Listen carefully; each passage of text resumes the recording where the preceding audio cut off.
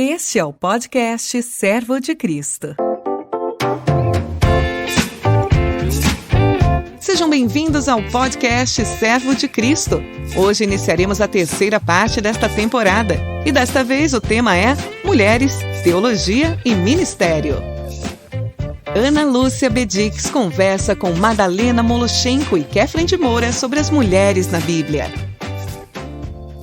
Sejam muito bem-vindos ao podcast do Seminário Teológico Servo de Cristo.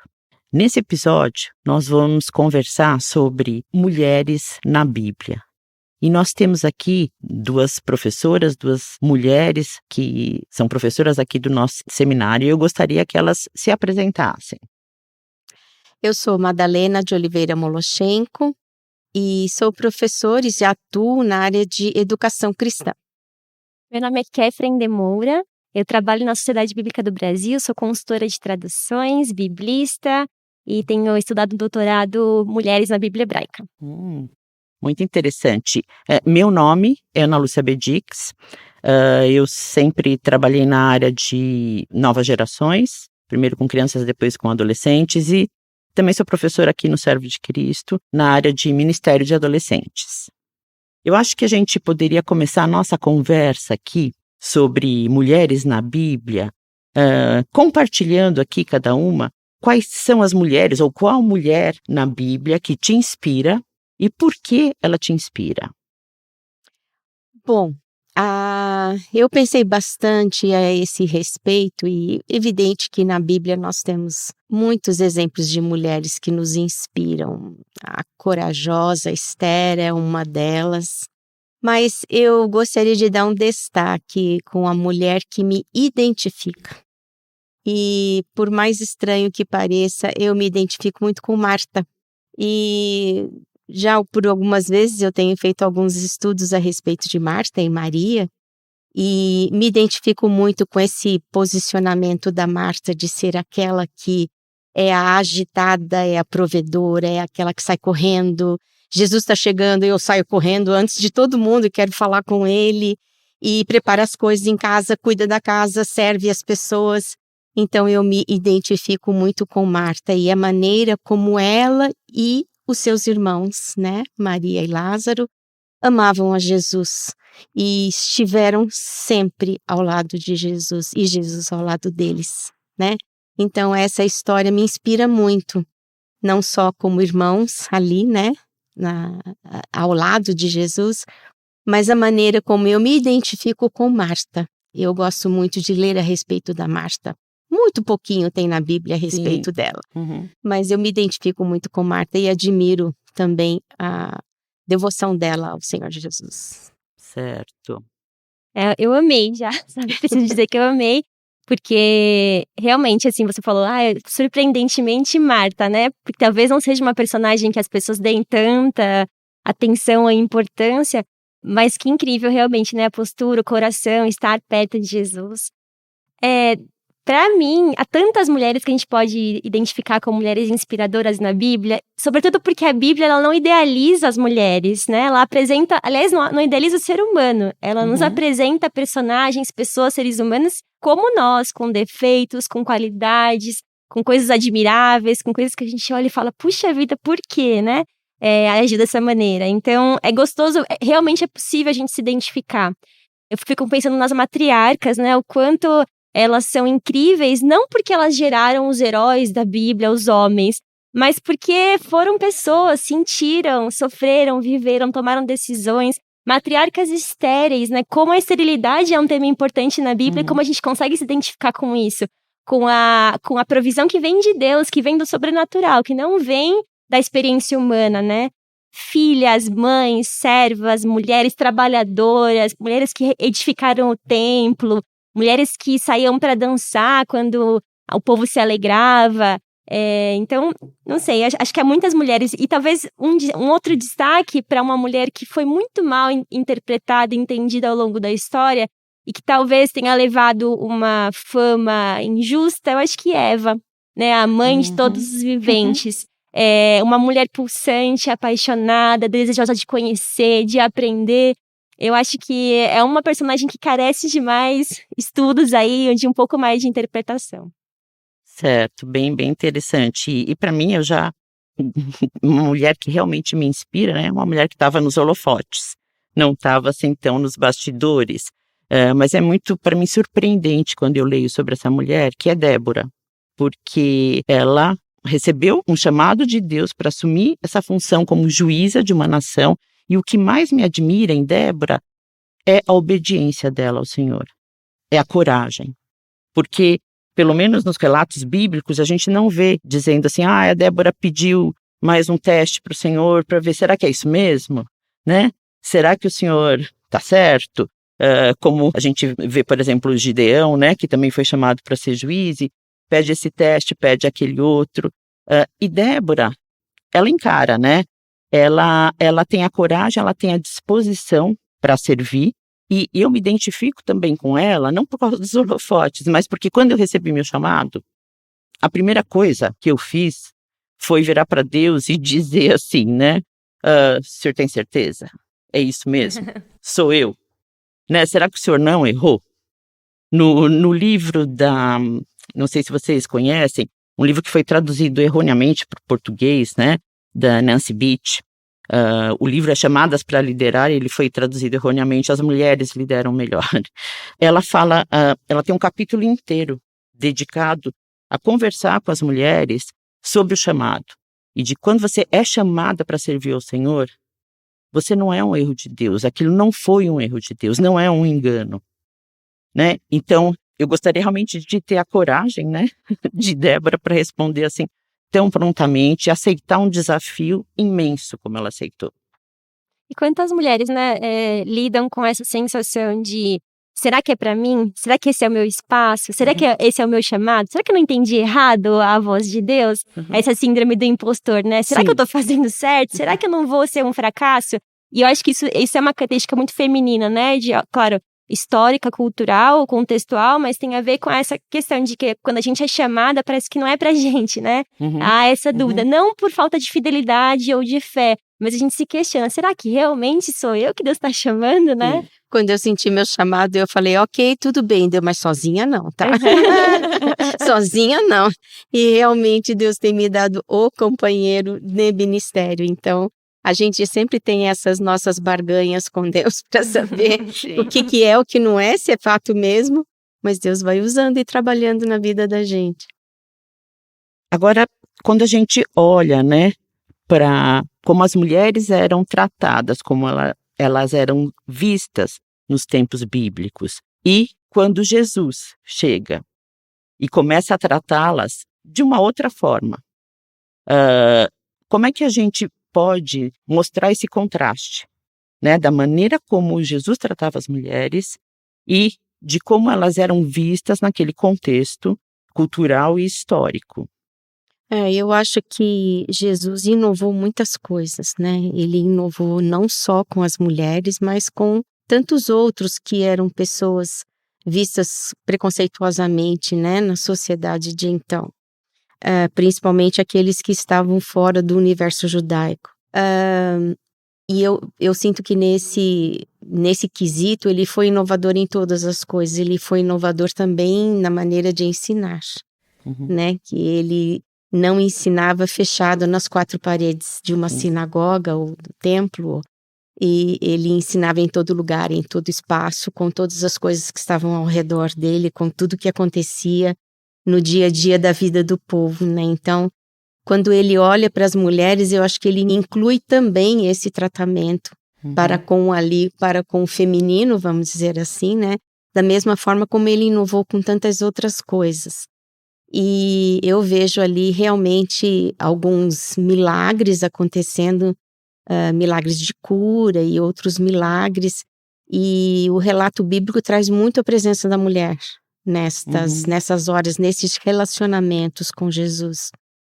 Agora, é muito interessante, ainda hoje de manhã eu falei com meu marido, quando eu estava aqui conversando com ele sobre esse nosso encontro, e eu falei, engraçado que não tem nenhuma história de endemoniadas, né? Os relatos endemoniados são só masculinos. Mas é interessante como que o próprio relato bíblico trata das mulheres com os problemas das mulheres, né? Sim, Adultério, fluxo de sangue, sim. a mãe, a menina que morre e ele ressuscita. Então, ele se volta para um universo feminino, fazendo com que realmente esse tratamento fosse um tratamento dado à mulher e a todos aqueles outros que eram pessoas discriminadas, então, socialmente. Sim. Eu acho super importante esse contraste, porque a sociedade ou o contexto de que Jesus vem, e historicamente que a Bíblia apresenta nas narrativas, era um contexto que não privilegiava a mulher de forma nenhuma. Há pesquisadores que chamam esse contexto de patriarcalismo, há outras que contestam essa nomenclatura, mas de qualquer modo os homens tinham proeminência, tinham vez, tinham voz, e a mulher na sociedade que a Bíblia retrata não tinha espaço, não podia exercer sua vontade livre, as filhas eram extremamente tolhidas, eram dadas em casamento pelo patriarca ou pelos seus irmãos, né? E não tinham, de fato, um espaço. E embora as narrativas mostrem como elas subvertiam esse tolhimento e encontravam ali seus espaços.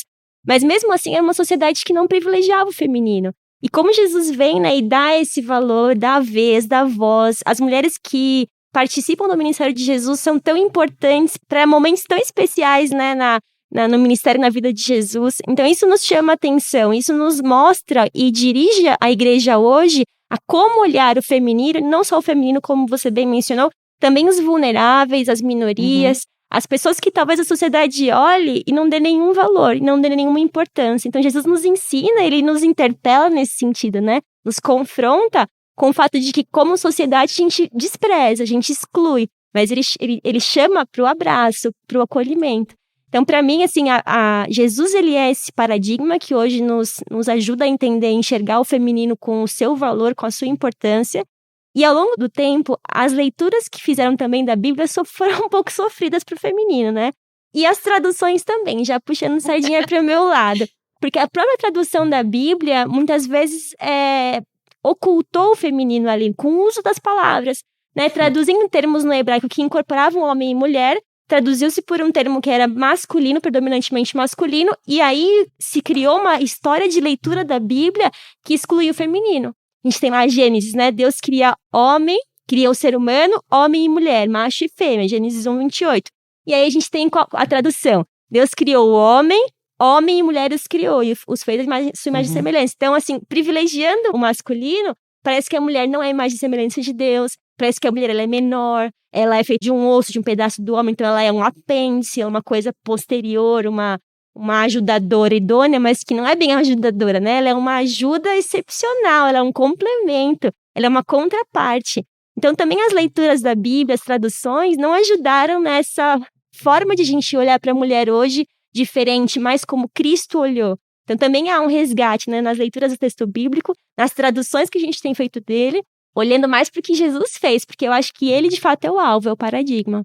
Uma coisa interessante diante disso que você falou é estudar um pouco a história da educação grega e da educação romana, né? Onde realmente a figura masculina era muito forte, né? Para o grego, aquele corpo escultural, os esportes, o ser cavaleiro, né? A escola de cavalaria, como isso tudo valorizava esse status, ser homem, ser forte, ser grande, ser guerreiro, a pátria acima de tudo, como diziam os gregos, e os romanos, que são aqueles que herdam muitas culturas do grego. Aliás, o grego ele é berço da cultura, né, da humanidade. O romano incorpora muito isso também, né? Então também as escolas para os meninos, a sinagoga para os meninos. Então a obrigatoriedade já no século 100 antes de Cristo para os meninos até 7 anos e depois amplia isso. Então realmente todo esse contexto masculino é muito forte. Agora, eu não sei, eu sou muito leiga nessa questão das traduções, mas talvez seja exatamente por causa disso, porque esse mundo greco-romano, um mundo muito forte, trazendo para dentro ali do povo judeu, ali tá dentro do povo de Israel, ali, né, dentro daquela cultura, daquela daquelas conquistas romanas que foram se agregando ali ao redor do mundo inteiro, né? Porque o Império Romano foi muito extenso. Sim. Então, como isso tudo vem com essa força, e talvez até os textos estejam, se a gente pode botar um aspas aqui, contaminados, né? Por essa cultura toda.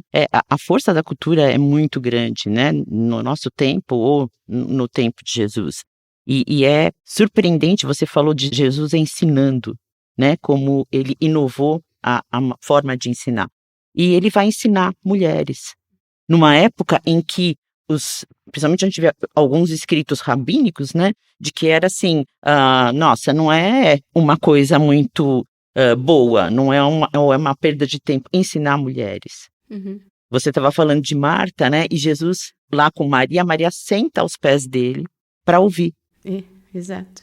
Então, esse acesso, né, que ele deu às mulheres para o ensino, para a aprendizagem, né, para ouvir a palavra, foi uma coisa tremendamente inovadora. E também na própria história da igreja primitiva, né? O papel das mulheres ali foi muito forte. Sim. Nessa expansão.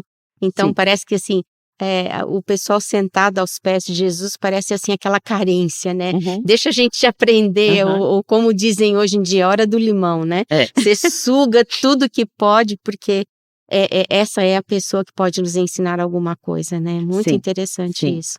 Certamente é legado de Jesus para a igreja primitiva, porque se Jesus não tivesse mostrado, trazido a mulher para perto e ensinado, a igreja primitiva não teria reproduzido isso. A gente tem, por exemplo, Febe no Novo Testamento, que era uma líder, uma pessoa proeminente, uma diáconos da igreja de Cencreia, que muitas traduções traduzem como a serva da igreja de Cencreia, sendo que é uma palavra que ela se equipara ao conceito masculino bíblico de diáconos. Então, ela era uma diácono, inclusive no masculino, ela era uma diácono da igreja de Cencreia. Olha. Então, essa proeminência feminina que Jesus apresenta, ela vai se espraiar também pela igreja primitiva. E tem que ser legado dessa igreja pra gente hoje o mesmo tratamento.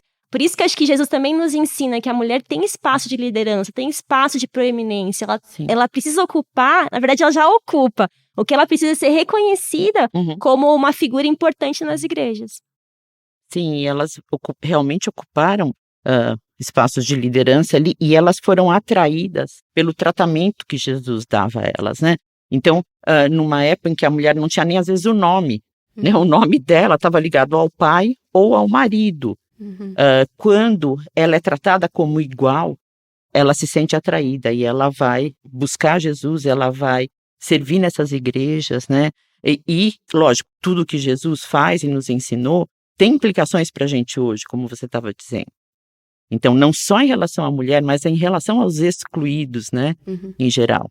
E se vocês quiserem comentar mais um pouquinho sobre a implicação disso para a gente hoje, igreja do século XXI. Esse é um grande tópico, né? Na igreja de hoje. Eu acho que vou fazer uma particularidade aqui. O meu marido, quando ensina a respeito de Gênesis, ele fala sobre que a ela será dado o castigo, vamos dizer assim, né? Usando uma linguagem simplificada. A dor no parto. E aí ele diz assim, a dor do parto no dia seguinte não se lembra mais dela, ela é esquecida. Agora, ao homem será dado o cansaço e o enfado, a canseira e o enfado, né? Então, seus dias serão mais difíceis. E dentro desta conjuntura, porque a mulher tem tomado tanto espaço hoje? Talvez porque o homem esteja muito cansado. Porque a dor do parto já foi esquecida, ela ficou no dia de ontem, né? E quando abrem-se os espaços para a atuação das mulheres hoje no ministério, porque há espaço para isso. Os espaços estão sendo abertos. E muitas funções e muitas coisas desenvolvidas nas igrejas são desenvolvidas pela força do trabalho da mulher, pela força da garra que essa mulher tem, né? Nós conversávamos há pouco sobre a quantidade de mulheres que são hoje esteios de uma família, né? São sustentáculos de uma família. E hoje os dados no nosso Brasil inteiro confirmam isso. Há muitas mulheres que são ali o esteio da família. Uhum. E pelo seu trabalho, pelo seu esforço, pela sua garra, né? De não deixar a peteca cair, como se diz na gíria, né? Mas não deixar a família desmoronar por causa disso. E há inúmeras histórias a esse respeito. E no ministério também. A primeira vez que eu tive contato com uma mulher que era uma pastora foi muito interessante. Fui participar de um congresso lá no Nordeste, na Paraíba. E eu fiz aquele voo da madrugada, cheguei de madrugada, o pastor e a esposa me conduziram à pousada onde eu ia ficar e falaram assim, olha, amanhã vai chegar a pastora que é aqui de uma cidade do interior. E eu já fiquei meio assim, né? Falei, olha, nunca estive em contato com uma pastora. E depois aí, no dia seguinte, a gente conversando durante todo o congresso que participamos, eu fui perguntando para ela, né, como é que é isso de ser pastora? Seu marido não é pastor? Não, meu marido não é pastor, eu sou pastora. Eu falei, nossa, mas que coisa interessante, né? Ela falou assim, olha, aqui no interior, né, no Nordeste, aqui no interior nordestino, isso é muito importante. Nós precisamos assumir estas posições, porque não há homens que ocupem essas posições. E nós temos um grupo muito grande de mulheres atuando no ministério hoje. E eu acho que se nós fizéssemos um levantamento, talvez a gente se surpreendesse com o número de mulheres hoje que assumem a questão do ministério pastoral. E isso é uma mudança dos tempos, da cultura, da sociedade, da pós-modernidade. Pode dar o tempo histórico que quiser, mas a mulher sempre realmente é aquela que demonstra mesmo ser muito forte. Tem até uma música boa do Erasmo Carlos sobre isso, né? Dizem que a mulher é sexo frágil, isso é uma grande mentira, diz ele na música. Eu vou fazer uma provocaçãozinha aqui para vocês. A Madalena estava falando dessa questão, né, das mulheres ocupando espaços, porque, por exemplo, no caso do Nordeste, não tem homens que estejam ali para ocupar esses espaços. Será que as mulheres só ocupam espaços porque os homens estão deixando lacunas? Ou elas estão ocupando esses espaços porque elas foram igualmente chamadas e receberam dons, estão se preparando, estão se educando para ocupar esses espaços? Eu penso que as mulheres, que é um pouco de cada coisa, eu diria, porque, na verdade, são espaços que pertencem à mulher, mas que, historicamente, a mulher foi afastada e foi impedida de ocupá-los. Então, não é só porque o homem, ele tem deixado lacunas e ela tem ocupado, isso é evidente, mas não é só por isso. Eu acho que é resultado de uma luta, de uma busca de retomar esses espaços, esse lugar, esse ministério que Deus também outorgou, entregou para ela. Eu penso que a igreja ela não está desconectada da sociedade, né? Desligada como se fosse assim num outro espaço sideral que não, ela conversa com a sociedade, ela reflete as demandas sociais e hoje a gente tem um movimento em prol dos direitos da mulher muito forte. Tem pautas sociais que estão aí, né, sendo lançadas e que a igreja também ela é parte dessa sociedade. Então tá chegando também até a igreja. Poxa, igreja, faça alguma coisa, porque há mulheres, a liderança das mulheres ela é evidente, por exemplo, e até quando as mulheres serão impedidas de assumir aquilo que elas já receberam como chamado. Então eu penso que assim, né, muitas vezes o homem vai abandonando esses espaços, a mulher vai assumindo, às vezes por necessidade, porque não tem outros. Por outro lado, eu acredito que é um espaço que pertence também a ela, como ser humano criado por Deus, a imagem e semelhança dele, e como ser humano que reflete Cristo igualzinho ao homem. Então, acho que são as duas coisas, não sei. Eu concordo. Seria muito difícil fazer uma afirmativa, né? Porque a gente não tem dados para isso. Deus chama, sim. Deus chamou, né? Nos tempos bíblicos, continua chamando. E dando ordens muito explícitas, né? Eu conheci uma missionária anos, e ela dizia, Deus me chamou para ser solteira. E ela foi solteira até os 70 e poucos anos, quando de repente apareceu um amorzinho na vida dela e eles foram muito felizes depois casados, os dois idosos. Mas ela dizia isso claramente, Deus me chamou para ser solteira e para fazer isto aqui, neste ministério, nesta obra específica. E Certo. toda a vida dela, até os 70 e tantos anos, ela se dedicou a isso. Então Deus chama sim, Deus continua chamando as mulheres. Agora, os problemas sociais são problemas que vêm, né? Eles advêm aí Sim. de toda a problemática da sociedade que existe em todos os lugares. Então, eu acho que Deus continua chamando, sim, as mulheres. Então, nós não poderíamos afirmar, como você disse, né, Kathleen, é exatamente isso ou exatamente aquilo. Eu acho que é uma conjuntura de situações e Sim. de coisas que vêm acontecendo no mundo, nas sociedades. E o que é importante a gente lembrar, assim, é que Deus chama, Deus prepara e Deus envia. É E verdade. basta que Sim. a gente, como mulher, entenda que papel é esse de Sim, ser com chamado, certeza. de ser preparado e de ser enviado.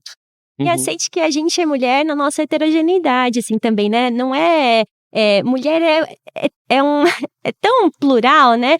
Essa senhorinha que passou a vida inteira como solteira, mas no final encontra, né? A idosa já encontra um grande amor. Então nos chamou solteiras, nos chamou as casadas, as mães, as não mães, as mulheres que trabalham fora, as mulheres que têm tempo integral para o ministério. Então enxergar essa beleza de ser mulher na nossa singularidade e heterogeneidade é sim reconhecer que a gente tem um chamado. É nessa maluquice que é Sim. ser mulher que Deus trabalha. E é através da gente que ele pode alcançar também vidas, né? E agir aqui no nosso meio. E é muito importante que a gente lembre também socialmente desse papel da mulher, né? Falamos tanto aqui sobre a mulher na antiguidade, sem papel praticamente nenhum, a não ser a casa.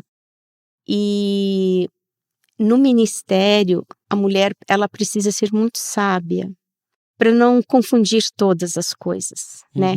Este é o meu casamento, este é o meu ministério, estes são os meus filhos, esta é a minha atuação, esta é a atuação do meu marido, para que essa mulher também não seja infeliz no ministério. Sim. Chegando a dizer, meu marido me incomoda, ele me atrapalha, ele não me deixa fazer as coisas da obra, então é preciso muita sabedoria. Então a mulher neste momento ela precisa ser muito sábia para saber conduzir exatamente todas estas coisas, né? Como é que é este casamento e este ministério? Como é que é esta criação de filhos e este ministério? Como é que é toda esta conjuntura de coisas que vão me formando para atender um chamado que eu creio que Deus tem para mim? Sim, com certeza. Eu acho que isso é importantíssimo. Mas também é importante para o homem, né? Saber distinguir todas Sim. essas funções. Porque a gente vê muitas vezes, né, casamentos aí abalados por conta de que ou homem ou mulher que estão no ministério, né, não conseguem fazer. Os papéis se misturam, né? Se fica e aí acaba não dando certo, né? Exato. Então eu acho que cabe aí aos dois conseguirem fazer essas Você tem diferenciações, razão, né? isso mesmo. E quando a gente pensa, como eu sempre estou preocupada com a nova geração, né?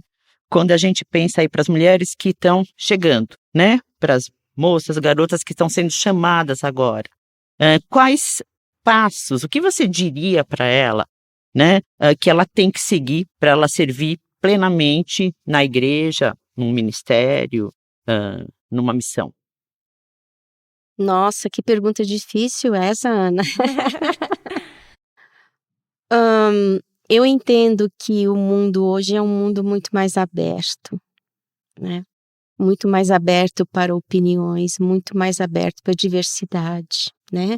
É uma questão muito forte hoje nas nossas igrejas, a diversidade de todo tipo. Eu não vou mencionar nenhuma nem outra, mas toda a diversidade de todo tipo.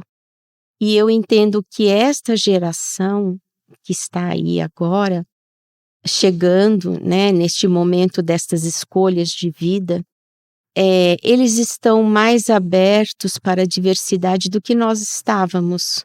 A minha geração, eu digo, né? A Kathleen está fora. Nossa, né? A nossa geração Nossa, aqui, Madalena. a Kathleen é muito mais nova do que nós. Mas eu acredito que eles estão muito mais abertos para a diversidade, muito mais abertos para as novas linguagens, para novos tipos de posturas sociais. Então, eu creio que eles poderão até entender com mais facilidade essa multiplicidade ministerial que se apresenta hoje. Que hoje nós temos uma multiplicidade ministerial, né? E eu acredito que as igrejas de hoje as igrejas que têm aí uma tradição mais fechada, uma cultura mais fechada, com certeza não, mas as igrejas que têm uma visão para o ser humano como um ser total e integral, eu creio que elas estão também dando aberturas para essa multifacetada diversidade, parece que as palavras se cruzam aí, né? Ministerial. Então, eu acho que os jovens de hoje, eles estão mais preparados para isso, para trabalhar com novas linguagens, novas maneiras de olhar o mundo, uma cosmovisão diferenciada do que as gerações passadas. Por outro lado, elas precisam ter um pouco mais de cuidado, né? Para realmente firmarem muito bem suas raízes doutrinárias, que eu digo, suas raízes de fé, e a partir daí colocarem, então, sua disponibilidade, sua disposição em servir. Então, eu creio que hoje nós temos que olhar para essa juventude de hoje como uma juventude que tem mais condições de ter uma visão mais ampla de mundo. Sim, sim. Talvez elas enfrentem menos barreiras, as mulheres Talvez. que estão chegando, do que as gerações passadas. Talvez. Né? Elas trabalham com um pouco mais de flexibilidade, né? E, infelizmente, nós temos... será que eu posso dizer infelizmente? Mas vamos voltar aí para Bauman, né? Para o mundo líquido, para as coisas que se diluem nas mãos da gente e vão indo embora. Mas esta é uma geração que está aprendendo a lidar com isso. Sim. Nós éramos os boomers, né? Os mais concretos, os mais sedimentados, os mais colunas, né? E essa juventude de hoje sabe trabalhar mais com essa voluptabilidade, não sei se é uma palavra que existe, desse movimento aí da pós-modernidade. Tanto é que você vê hoje, né? Jovens que permanecem num emprego por 5, 6, 7 anos, está ficando muito tempo já. Sim, já, né? Não se fazem mais concursos para se aposentar com 30 anos no Banco do Brasil, na Petrobras. Olha. Então, é uma aceleração que é típica desse tempo de hoje.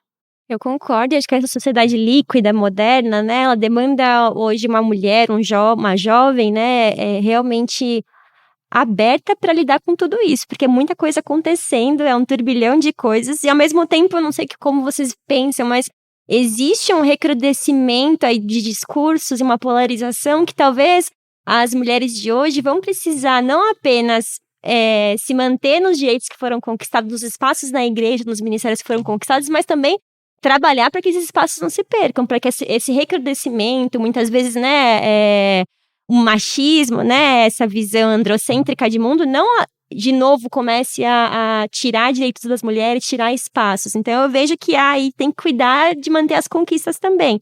E aí, se eu pudesse dar uma dica sobre algum passo para seguir um ministério na igreja, eu acredito que quando Deus nos chama, o coração arde, assim, né? Não sei como foi com vocês, mas nosso coração queima de amor pela palavra, pelo nosso chamado. A gente sente algo distinto, algo diferente. Então, aí é buscar os caminhos, buscar estudar, se capacitar, aprender, se formar e se conformar a essa pessoa que é capaz de assumir essa missão, esse chamado de Cristo. Então, eu diria assim, é um caminho. Eu sei que nem todo mundo gosta de estudar, tem prazer, mas aqueles que têm um chamado, acreditam que tem um caminho, olham para o seu futuro e se enxergam atuando na igreja, atuando nos ministérios, isso é importante para o fortalecimento da igreja. Estudar, se capacitar, nunca se deixar desatualizar, tá sempre, né, atento aí ao que o mundo o que existe de pesquisa, o que existe de estudo, o que se possa fazer. Então eu penso que esse é um caminho, para mim tem dado certo, eu acho que não acaba nunca, o caminho de aprender é constante. Sim, constante. A gente tá sempre aprendendo e sempre se enchendo e também sempre compartilhando, né? E eu acho muito importante quando a gente trata de jovens mulheres, de garotas aí chegando, você falou do chamado e vem aquela chama, né, pelo chamado, aquela paixão, não ficar só nessa emoção, porque muitas vezes a gente vê os jovens, né, só na emoção, né, eles super empolgados de fazer, mas se esquecem da questão da educação, ou não dão tanta importância para isso, né, e quando a gente fala em educação, eu pelo menos, penso na questão da educação formal mesmo, né? Porque dentro de uma instituição de educação cristã, de educação teológica, ela vai ver aquele aluno de forma integral. Ela vai ver ela quer equipar aquela pessoa de forma integral para que ele possa servir na missão que Deus está chamando. Então é importante a gente reforçar um pouquinho isso com as novas gerações, né? Com certeza. É joia, é isso mesmo. Então a gente já está concluindo aqui o nosso episódio de hoje e eu queria aproveitar para agradecer a participação e a presença de vocês aqui, da Madalena e da Catherine, mas queria também que a gente concluísse aqui, até chamando para o próximo episódio que a gente vai ter, né? Mas como é que você concluiria esse nosso bate-papo aqui hoje, né? Para quem está nos ouvindo. Então, é muito interessante essa conversa sobre o papel da mulher e a maneira como a gente conseguiu levantar esses dados todos. A Catherine trouxe aí algumas coisas muito interessantes e realmente a mulher tem ali um espaço, um seu papel social e ela precisa continuar firme e forte, conquistando esses espaços cada vez mais. E a luta por nós, vamos dizer assim, estarmos sendo servos e construindo o reino de Deus, né? Homem, mulher e todos aqueles a quem Deus chama. Estamos aqui prontos para servir. Ai, que bate-papo gostoso, gente. Eu ficaria aqui por muito tempo. Eu gostei muito do tema Mulheres na Bíblia e como isso nos inspira, né? Como isso nos ajuda como mulheres, mas como pessoas, como sociedade, a refletir sobre o feminino, a importância que Deus dá para a mulher na Bíblia. Parece sutil, porque a sociedade em si não a privilegiava, mas a gente vê, né, elementos, quando a gente lê a Bíblia e busca uma exegese que traga a mulher de volta para a luz, a gente enxerga, assim, esses valores que Deus tem de valorização da mulher, de importância do feminino, né? Isso vem à luz novamente quando a gente tem um olhar focado. Então, eu acho que é muito importante essas leituras que tragam o feminino para o foco, que tragam elementos da mulher na Bíblia e que nos ajudem, nos ensinem sobre esses elementos. Acho que falta isso. É importante resgatar o feminino na Bíblia, resgatar essas muitas mulheres que a gente mencionou aqui, tantas que a gente não mencionou e tantas que sequer são nomeadas na Bíblia, mas que fizeram a diferença. Que nos dão exemplos, que nos contam histórias da relação da mulher com Deus também. Então, acho que é super importante trazer de novo a Bíblia, porque ela é a palavra que nos guia, que nos dá vida, e enxergar nela, né, esses elementos revolucionários, esses elementos quebradores de paradigma, né? E sei lá, acho que é muito boa essa conversa. Acho que trazer também a mulher para conversar sobre Bíblia é muito saudável, muito importante e contribui muito para o debate. Com certeza. E quando a gente pensa no mundo que a gente vive e como o mundo enxerga a igreja, como o mundo muitas vezes enxerga a Bíblia, né? Como algo machista, como algo que exclui as mulheres. E quando a gente volta para o texto bíblico, quando a gente começa a estudar sobre essas mulheres que são mencionadas no texto bíblico, que recebem chamados de Deus, quando Jesus quebra paradigmas totalmente, né? Quando a mulher lá que tinha o sangramento encosta nele, porque ela era impura, né? Ninguém poderia sequer encostar. E ela toca nele, ele fala com ela e a cura. Então, quando a gente volta realmente para a palavra, a gente vai ver que a palavra de Deus, ela enaltece a mulher, né? Ela não diz que a mulher é mais que o homem, nada disso, ou mais importante, mas ela olha para a mulher, né, como uma pessoa, como filha de Deus, e não a exclui em momento nenhum. Então, para a gente realmente mostrar, né, que o papel da mulher, ele está ali desde o começo, desde a criação, na palavra de Deus, e a gente pode aprender, a gente pode se inspirar, né, e a gente... Quando as coisas ficam difíceis, e ficam difíceis no ministério, né, para homens ou para mulheres, eu acho que é uma maneira da gente buscar força, da gente perseverar, voltar para os relatos bíblicos e ver as mulheres. É uma questão de escolha, porque a gente pode escolher como igreja levantar os textos que colocam a mulher em uma posição menor, que calam a mulher, que silenciam a mulher. E ao longo da história, foi essa decisão de alguns contextos, de algumas culturas e épocas em que a Bíblia foi, né, pregada. Mas hoje a gente pode escolher diferente, a gente pode escolher dar mais atenção, chamar a nossa atenção, colocar o nosso coração naqueles textos que nos inspiram e que mostram justamente uma visão contracultural, que ia contra a corrente da época. Se a época deixava a mulher de lado, não podia aprender, senta aqui, não vai aprender, não vai... Olha que lindo que é Jesus sentando com as mulheres, né, dialogando, curando mulheres que não podiam nem ser tocadas, como você mencionou, não podia nem tocar impura, não podia chegar perto. Eu lembrei daquela mulher que ficou 18 anos encurvada e que andava com dificuldade e que, sabe, eu fico imaginando como que é você andar totalmente encurvado, só enxergando pés, a humilhação, a falta de dignidade. Então, a cura de Jesus, inclusive, devolve para a mulher a sua dignidade, o seu espaço na sociedade, poder se encontrar com quem você ama, Então, assim, é lindo e saber que a Bíblia tem disso. A Bíblia não é um livro, obviamente, não é um livro contemporâneo. Não está lá tudo que a gente gostaria que estivesse sobre todos os assuntos do universo. Não, é um livro que tem um contexto, que nasceu num momento histórico, que foi escrita por pessoas num determinado momento, numa determinada língua, inclusive.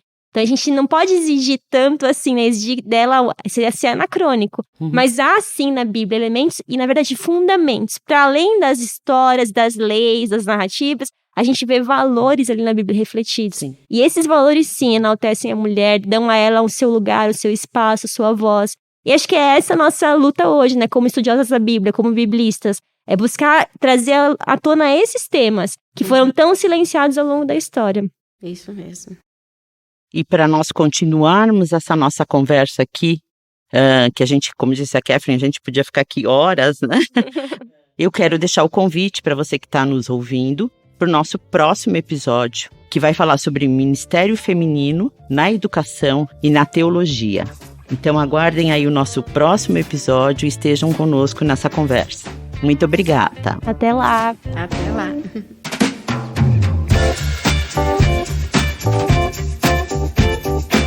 Você escutou o podcast Servo de Cristo. Para mais informações, acesse o site www.servodecristo.org.br.